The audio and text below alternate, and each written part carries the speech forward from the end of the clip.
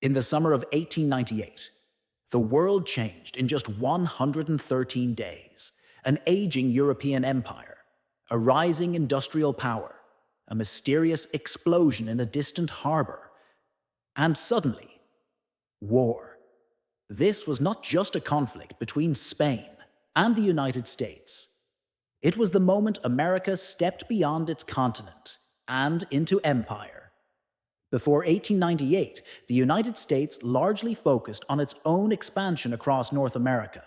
The frontier had closed, industry was booming, railroads stretched from coast to coast, steel mills roared, cities swelled with immigrants. But overseas, America had no colonies, no global empire, no foreign dominion across oceans.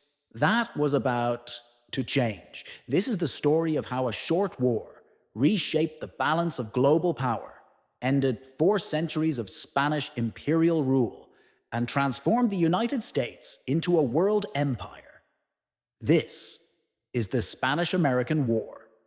By the late 19th century, Spain was no longer the superpower it once had been.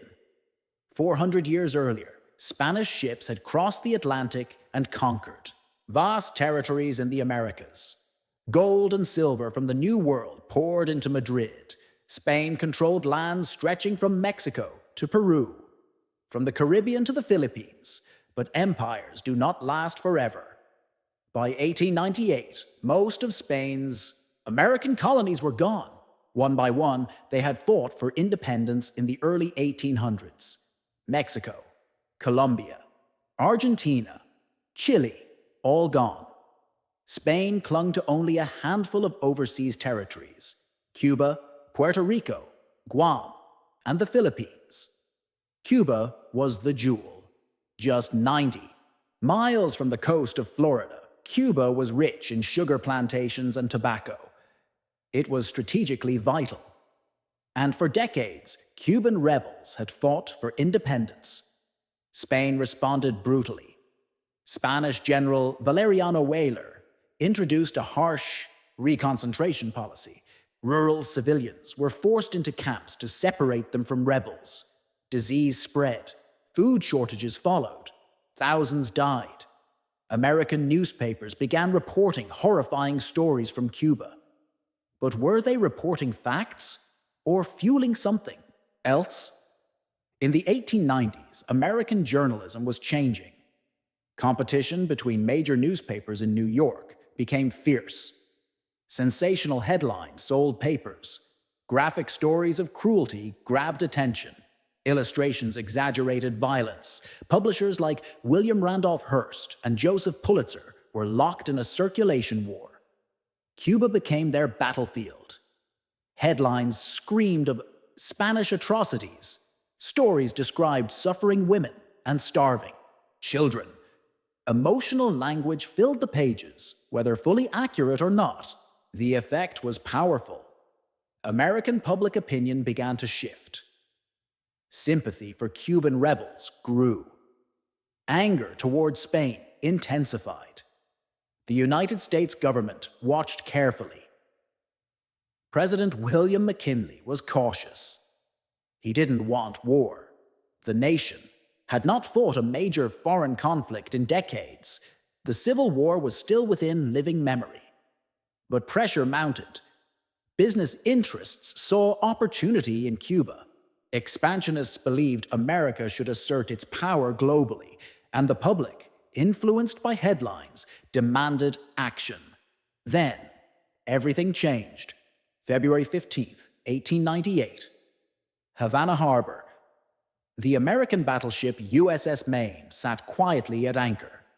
It had been sent to protect American citizens and interests during Cuba's unrest. At 9:40 p.m., a massive explosion ripped through the ship. The blast tore open the hull. Fire and smoke engulfed the vessel. Within minutes, it began to sink. 266 American sailors died. Shock turned to outrage. What caused the explosion? At the time, many Americans believed Spain was responsible. Newspapers declared sabotage. Headlines thundered, "Remember the Maine!" Whether Spain actually caused the explosion remains debated by historians even today. Later investigations suggested the possibility of an internal coal bunker fire. But in 1898, nuance did not matter. The public demanded revenge. Congress authorized military preparations. War fever swept the nation, and in April 1898, the United States declared war on Spain. This was not a single battlefield war. It stretched across the Caribbean and across the Pacific. In the Philippines, American naval forces moved quickly. Commodore George Dewey sailed into Manila Bay on May 1898.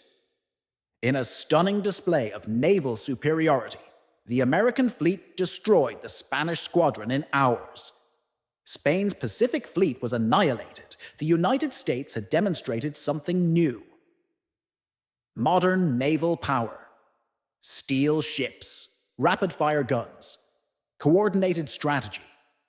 Meanwhile, in Cuba, American troops prepared to land.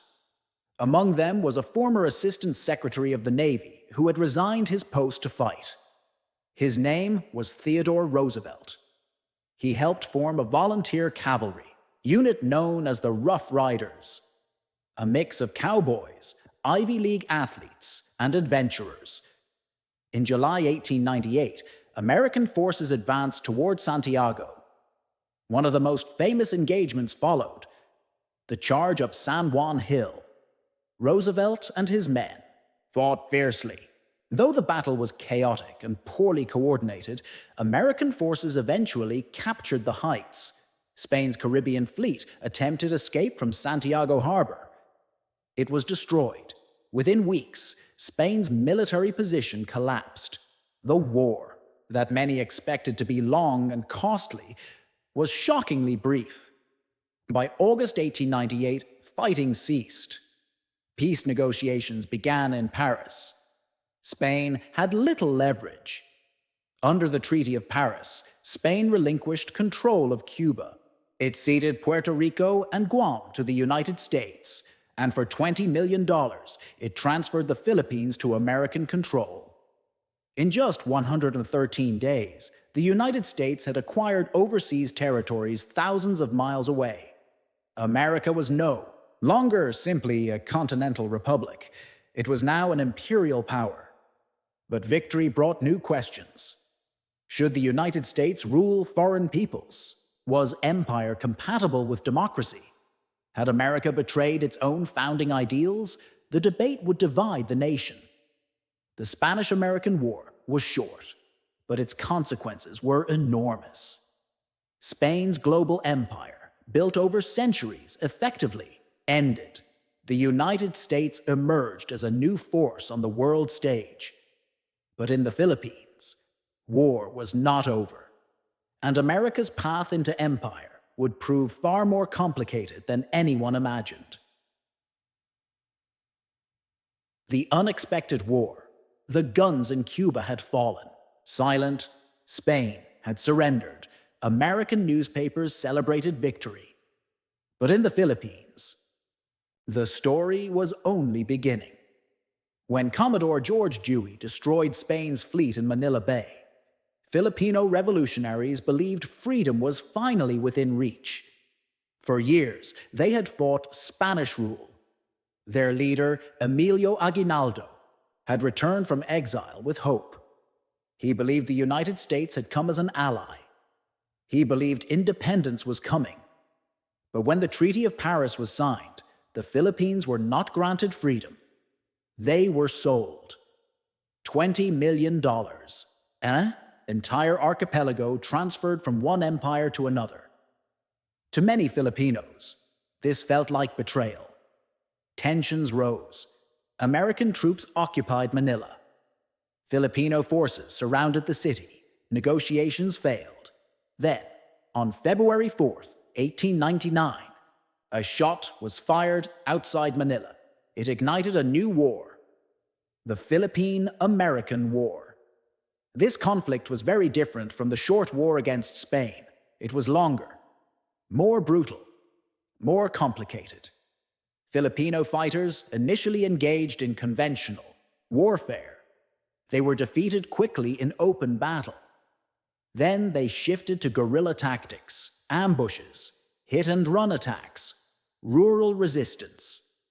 The United States responded with harsh counterinsurgency measures.